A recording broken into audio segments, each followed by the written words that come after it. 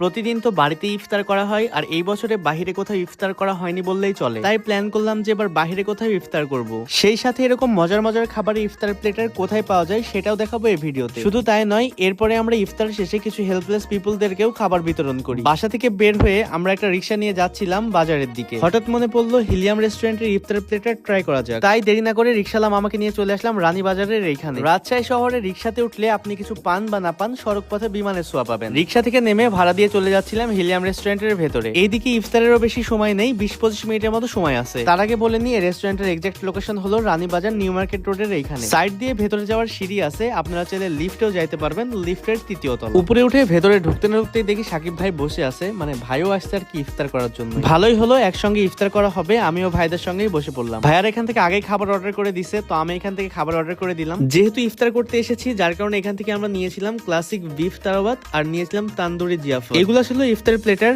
আমরা খাবার অর্ডার করে একটু বসে থেকে গল্প টল্প করছিলাম। রেস্টুরেন্টের অ্যাম্বিয়েন্স ইন্টেরিয়র নিয়ে নতুন করে কিছু বলার নাই, অসম্ভব সুন্দর। আর এইখানে যথেষ্ট পরিমাণে স্পেস আছে বসার জন্য। ইফতারে মোটামুটি 2-4 মিনিট আগে আমাদেরকে খাবার দিয়ে যায়, না হলে খাবার আবার ঠান্ডা হয়ে যাবে। দেখেন খাবারগুলো কত লোভনীয় লাগছে। আই থিঙ্ক খেতেও অনেক মজা হবে। একটা জিনিস কি নোটিস করছেন যে খাবার কিন্তু আমাদের সামনে আছে, তারপরে কিন্তু খেতে পারছি না। যতক্ষণ পর্যন্ত না আল্লাহর হুকুম হচ্ছে ততক্ষণ পর্যন্ত আমরা খেতেও পারবো না। খাবারগুলো শুধু চেয়ে চেয়ে দেখতেই হবে। তো যাই হোক, খাবারগুলো আমাদের রেডি হয়ে গেছে। আমরা এখন ওয়েট করতেছি আজানের জন্য। আর এদিকে আজানেরও সময় হয়ে যাচ্ছে, আর হয়তো বা 1 মিনিটের মতো আছে কি নাই। তো দেখতেই পাচ্ছেন, এই ছিল আমার ইফতার প্লেটার। এটা ছিল হচ্ছে তান্দুরি জিয়াফত। এই প্লেটারে ছিল অ্যাপেল, মাল্টা, dates, spring roll, vegetable, fried rice and tandoori chicken. এই পুরো প্লেটারের প্রাইস ছিল 389 টাকা। প্রাইস আমার কাছে একটু ওভার মনে হয়েছে। তো এই প্রাইস অনুযায়ী আসলে খাবারের টেস্ট কেমন ছিল সেটাই আপনাদেরকে জানাবো। একটু পরে এখানে আজান দিয়ে দিল, আর বিসমিল্লাহ বলে খেজুর দিয়ে ইফতারটা শুরু করলাম। এরপরে ট্রাই করছিলাম স্প্রিং রোল, অ্যাপেল, মাল্টা, এগুলোর টেস্টের ব্যাপারে কি বলবো। এন্ড এরপরে ট্রাই করছিলাম ফ্রাইড রাইস উইথ ভেজিটেবল।